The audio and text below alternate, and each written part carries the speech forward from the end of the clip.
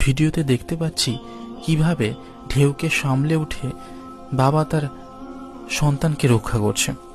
সেটা নিয়ে একটি লেখা। ঢেউ যতই চঞ্চল হয়ে নদীর বুকে ভাসে, নৌকা ততই টালমাটাল হয়ে দোলে আশেপাশে।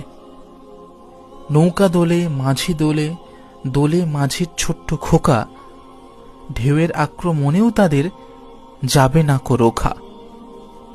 ঢেউয়ের শক্তি ভেঙে বাবা যখন নিজেই ভয়ঙ্কর, ঢেউয়ের শক্তি ভেঙে বাবা যখন নিজেই ভয়ঙ্কর, খোকা তখন ভাবে নদী যেন বাবার বাড়িঘর। খোকা আছে বলেই বাবা বেশি করছে পরিশ্রম, অজস্র ঢেউ বাবার কাছে অনেকখানি কম।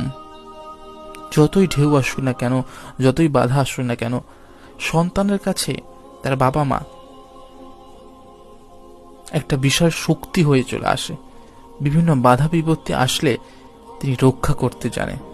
তাই অজস্র ঢেউয়ের কাছেও বাবা তার থেকেও বেশি ভয়ঙ্কর হয়ে উঠেছে, তাকে রক্ষা করার জন্য, তার খোকাকে রক্ষা করার জন্য।